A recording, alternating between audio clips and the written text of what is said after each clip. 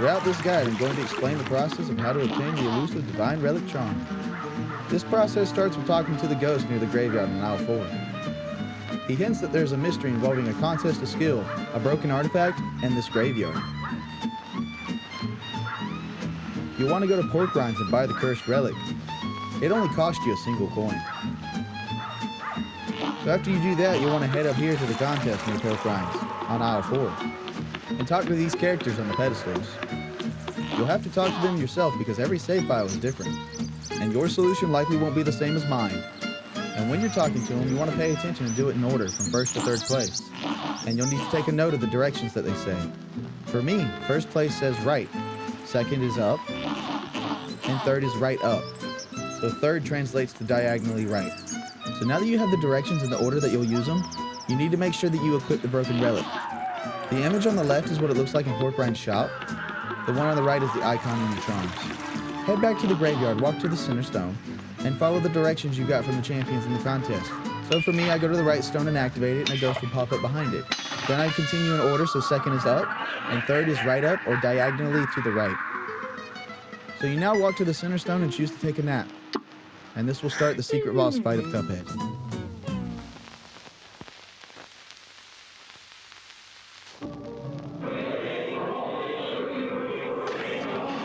This is an interesting fight as there's always a demon in the direction you're facing and an angel behind you. The attacks from the demon's directions can hurt you, but the ones from the angel's directions can't. Both can summon attacks, which means you'll need to be careful when changing directions. They can summon a wall of fire or spit fireballs out of their mouth at you. The cloud in the middle has a lightning bolt that can hurt you underneath it as well. And you also get an achievement for unlocking and defeating the graveyard fight for the first time.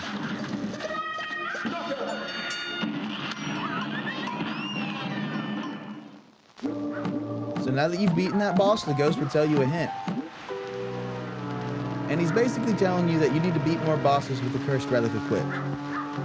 When I started trying to understand how this worked, I got as far as you need 16 points and it's divided by aisle.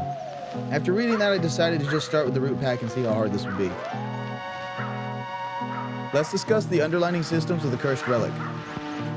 As I said before, you need 16 points, and this chart tells you what each boss is worth depending on where they're at. And you also get different points amounts for the king, devil, and chef. As you get more points, you notice that the eye opens up, or it'll start growing more spikes around the eye as you get closer to it being the Divine Relic.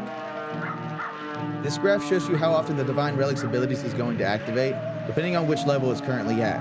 I put the icons above them so that you can compare the charms that are being merged into the Divine Relic.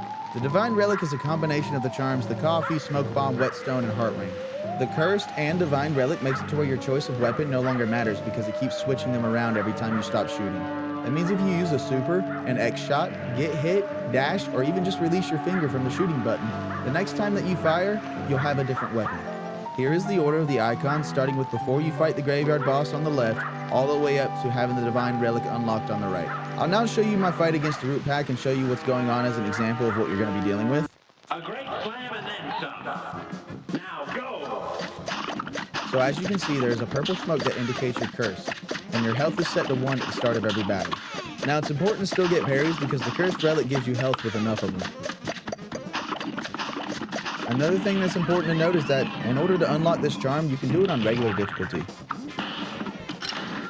Now if you're paying attention, you'll notice against the potato I have crack shot, the onion I end up with the lobber, and once I use my X shot against the carrot, I'm now using the roundabout, which is part of the challenge. This is something you're going to have to get used to. It's part of the challenge of unlocking the Divine Relic, but it's also a feature of the charm as well. This charm is also going to be featured in my upcoming challenge series I'm working on.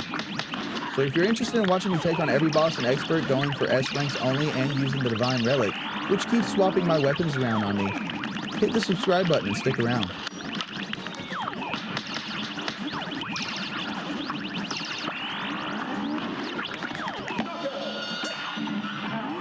So after the root pack, I just keep going against aisle 1 bosses to progress, as it's hard to survive early on with only 1 health and getting used to the weapons switching around all the time.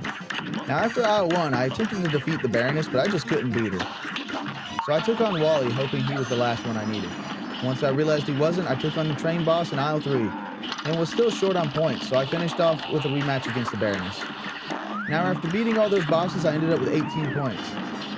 So if you do the same aisle 2 and aisle 3 bosses, you can skip an aisle 1 boss of your choice. If I would have actually looked deeper into the mechanics when playing and trying to unlock this charm, I would have noticed this and saved myself pain of one of the bosses. Probably the Frog Bros. Anyways, now I'm at the King's Tourney to show you that the Divine Relic, when equipped, has a recharge effect on your super. This was the best way to do it, as I don't have anything to parry, nor do I have anything to shoot. And honestly, I'm surprised it works here, but it does. If this helped you out at all, a like would be much appreciated. Also, if you're interested in more Cuphead guides, there's plenty on my channel ready for whatever you need help with. If you're interested in seeing if I can defeat every boss on expert difficulty, getting the best score, along with using the charm that switches your weapon to another random weapon every time I stop shooting, make sure to subscribe to Cosmic Respawn Gaming, where every respawn is an epic quest.